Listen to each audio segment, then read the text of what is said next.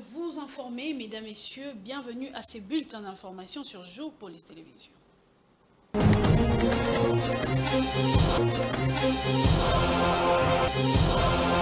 Parlons diplomatie vers un nouveau partenariat diplomatique et économique entre la République démocratique du Congo et la Grande-Bretagne. Hier, lundi 19 août, à la primature, la première ministre Judith Suminwa Tuluka a reçu en audience Lord Ray Collins, ministre britannique des Affaires étrangères pour l'Afrique et sa délégation. Les ministres britanniques a évoqué la perspective du nouveau partenariat avec la République démocratique du Congo. D'après lui, la Grande-Bretagne s'engage à apporter son engagement à travers ses différents services en vue de la croissance économique en République démocratique du Congo. Je vous propose de le suivre dans cet élément. Well, it was a very good discussion, and Her Excellency was very welcoming, but she also introduced. Le partenariat est basé sur la croissance économique, parce que le nouveau gouvernement du Royaume-Uni est engagé à fournir ces différents services dans le contexte de la croissance économique. Et ça ne proviendra que du commerce. Et cette croissance-là est basée sur les échanges pour développer la situation ou le paysage économique en RDC. Je crois que cet accompagnement n'est pas seulement dans l'industrie extractive. On veut se rassurer que ce qui a été extrait est transformé, parce que nous voulons qu'il y ait plus d'emplois en République démocratique du Congo. Vous savez qu'il y a beaucoup de potentiel ici en termes de la jeunesse. Donc c'est un aspect très important. Et j'étais lors de ma visite en Angola, j'ai vu le port et j'ai vu combien ce genre de développement a impacté sur le pays, et cela apporte une valeur ajoutée. Donc cette valeur ajoutée va venir renforcer en fait l'économie et avoir plus de revenus au niveau national. The new United Kingdom government is focused on a mission to deliver on the long term.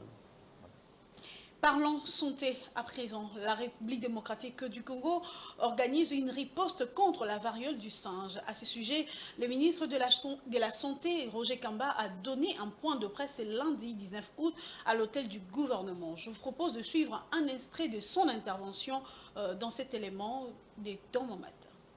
Est-ce que c'est une maladie grave? Je vais vous donner juste le chiffre de mortalité. Nous tournons autour, dans notre pays, de 3,4% de personnes qui peuvent décéder suite à cette maladie. Ça, c'est vraiment la létalité, comme on appelle ça la létalité, c'est le nombre de personnes sur 100 qui peuvent décéder de cette maladie. C'est 3 personnes et demie à peu près sur 100. Voilà à peu près. En combien de temps est-ce qu'on attrape cette maladie? Ça prend combien de temps en fait? La maladie, on appelle ça nous en médecine, on appelle ça l'incubation. Ça va jusqu'à 2-3 semaines avant que les premiers symptômes arrivent. Et quand les premiers symptômes sont arrivés, la maladie peut durer encore 2 semaines aussi, un peu plus, en fonction des personnes. Alors, pourquoi est-ce que cette maladie, maintenant, se développe plus rapidement? Alors là, il y a deux raisons importantes. La première raison, c'est que, vous savez, comme j'ai dit au départ, qu'on connaissait cette maladie, eh bien, les gens qui étaient autour de là où la maladie s'est vissée, eh bien, ces gens-là se contaminaient et développaient des moyens de défense. Et donc, on dirait qu'ils sont protégés. Mais il y a eu beaucoup de mouvements de personnes, notamment à cause de la guerre et à cause des déplacements en 1996-97. Des gens sont partis des zones où il n'y avait pas la maladie vers des zones où il y avait la maladie. Les gens où il y avait la maladie étaient habitués, donc ils étaient protégés. Mais les nouvelles personnes qui arrivent des zones à cause des déplacements sont arrivées dans des zones où ils ont été exposés à la maladie et donc ont développé plus facilement cette maladie. Ça, c'est la première raison. Mais la deuxième raison, et peut-être l'une des plus importantes, c'est le fait qu'il y a de plus en plus de personnes qui ont oublié, dont le corps a oublié l'ancienne maladie qu'il y avait.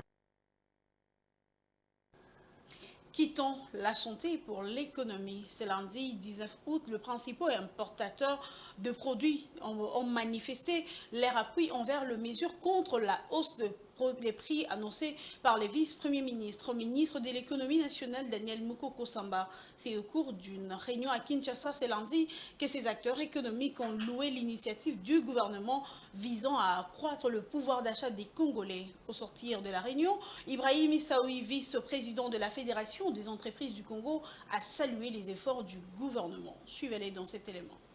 Le message et la volonté de son Excellence, Monsieur le Président de la République, et la volonté aussi du gouvernement de la République sur la réduction du charge pour la population congolaise.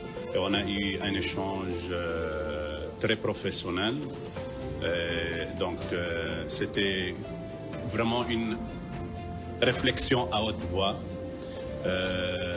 C'était pas vraiment par la force, au contraire, on a chacun à donner son point de vue. La réduction du prix, la réduction du prix de vente et la réduction du charge, ça nous arrange parce que nous aussi, on fait une partie de cette population. Donc, et la population a un pouvoir d'achat très faible. Une fois que les produits vont coûter moins cher, ils vont consommer plus, au contraire. Donc, ça va augmenter même le chiffre d'affaires en termes de volume. Donc les travaux vont continuer et ensemble, espérons qu'on pourra arriver à un bon résultat pour l'amélioration du pouvoir d'achat de la population. Fixer une date, je ne peux pas le fixer, c'est pas à moi de le fixer. Donc on continue à travailler avec le cabinet de son Excellence Monsieur le VPM, mais je crois que ça sera très bientôt.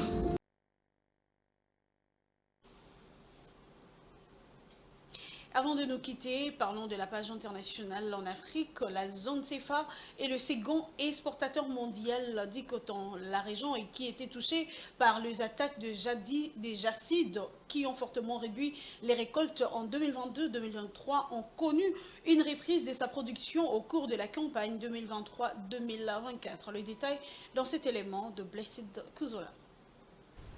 En 2023-2024, la production de coton graines s'est élevée à plus de 2,6 millions de tonnes au sein de la zone CFA, selon les données fournies par le Programme régional de production intégrée du coton en Afrique, PRPICA. Ces stocks affichent une hausse de plus de 24% par rapport à la campagne précédente, dont la récolte tournait autour de 2,1 millions de tonnes. D'après Luc Abadassi, président du PRPICA, ces rebonds de l'offre s'expliquent par une amélioration des rendements de coton graines de l'ordre de 11 à 53% dans les différents pays producteurs de la région. En 2023-2024, le Mali est devenu le principal fournisseur de coton graines de la zone CFA avec une augmentation de 77% de sa récolte à 690 000 tonnes. Cette performance a permis à la filière malienne de supplanter les Bénin dont la production n'a atteint que 600 000 tonnes pour retrouver son statut de leader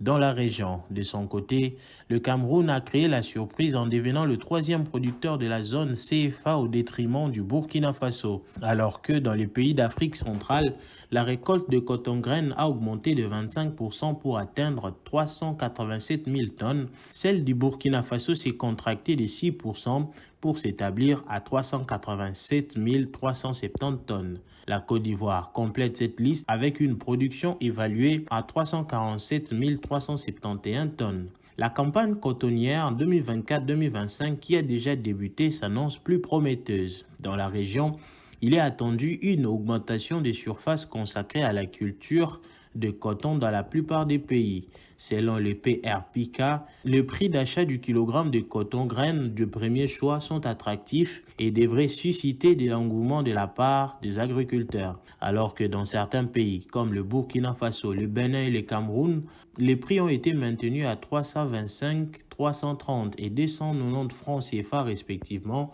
Ils ont augmenté de 5 francs au Mali pour atteindre 300 francs CFA et de 12 francs CFA au Tchad pour passer à 280 francs CFA. Nous voici arrivés à la fin de ces bulletins d'information. Mesdames, Messieurs, merci de nous avoir suivis. Et à 19h30, vous suivrez la grande édition du journal avec Damani Moujenga. D'ici là, portez-vous bien sur Géopolis Télévision. Merci.